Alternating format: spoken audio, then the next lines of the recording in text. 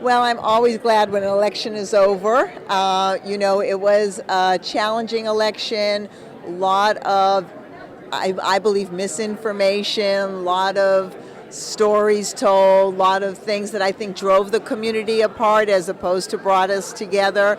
So I'm hoping now that the election is over, we can all come together as a community and figure out how to work together. I hope at the end of the day that we continue to be a community that's inclusive.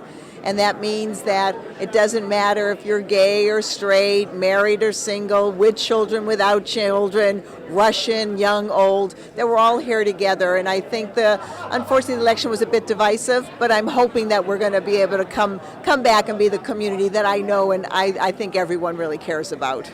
I think there's going to be a different perspective. Obviously, there's a new person on the council, but I think when you look at the council overall, two long-term incumbents were reelected. I think the two remaining members, it's unlikely that they've changed their positions on things. So there will be differences and there will be different perspectives, but certainly we're all going to try to work together.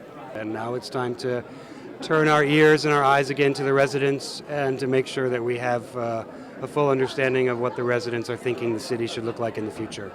And some of those things include, I would hope, an increase in social services funding, looking at how to make the rental housing stock better prepared for the next 30 years. There's been 30 years of deferred maintenance on a lot of the housing stock, and I think the city needs to think about how to invest in that to make sure our rent-controlled housing stays rent-controlled housing for another 30 years.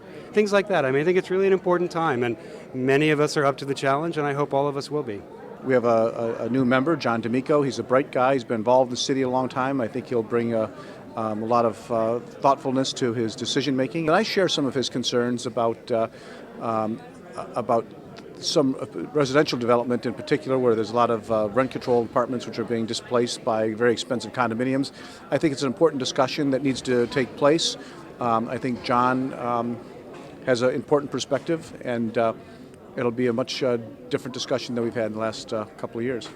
I think that on a lot of issues we're going to be in agreement, as we have been, about the importance of social services, the importance of affordable housing, the importance of trying to promote public safety in the community. So I think you're going to find that there's going to be a great deal of agreement on a lot of issues. There may be some areas where we disagree, but that's the point of having 5 people on the council. We're not all going to agree.